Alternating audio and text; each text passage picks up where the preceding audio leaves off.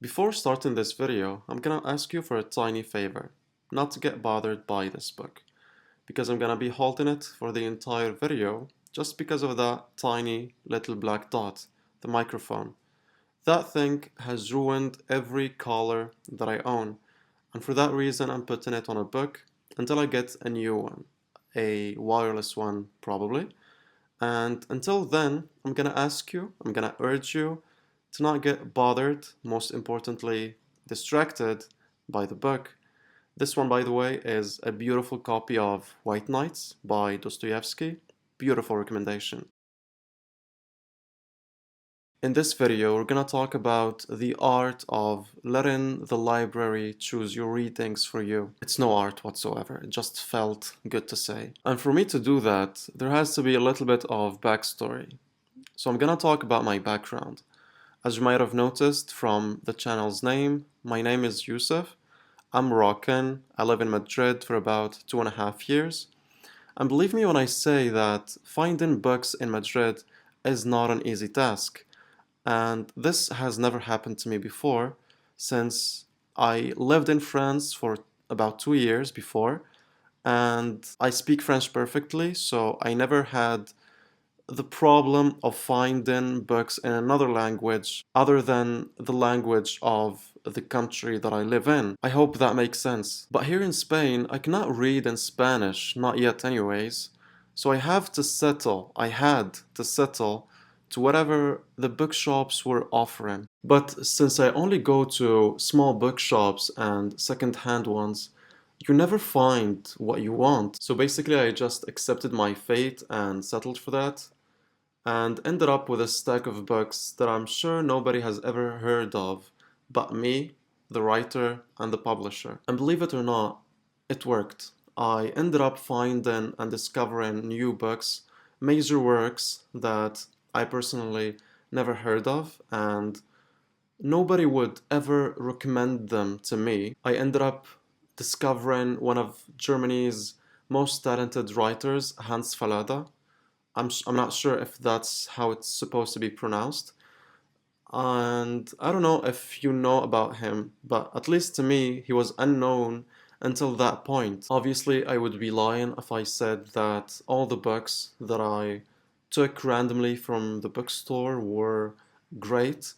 Most of them were bad. I mean, really, really bad. And that's the point. It makes you not always read great novels. It makes you know what it means to read a great one, and it creates the skill in you to distinguish between what is supposed to be great and what is supposed to be bad. Reading only great novels, reading only recommended books would kill that skill in you.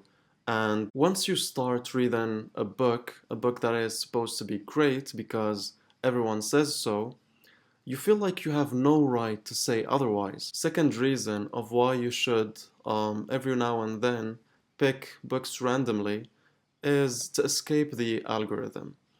I mean, it's fun to read what everyone is reading until it isn't. I am personally tired and sick of seeing the same 5 to 10 books recommended by everyone on TikTok, YouTube, and Instagram. By doing this, you'll distinguish yourself from the rest, and believe it or not, books makes us and shape the way we think. So the fact and the idea that everyone is reading the same thing terrifies me personally, because it makes me believe that we all feel and think the same way, which should not be the case for humans that are supposed to be distinguished and different from one another. The third reason is that it trains you to trust your instincts instead of ratings and reviews. There is a certain beauty in opening a book and trying to discover it by your own by reading the first few pages. Don't get me wrong, ratings and reviews are a great thing, I do them myself, but relying solely on them would kill that instinct in you, the instinct of, again, differentiation between what's good and what's bad.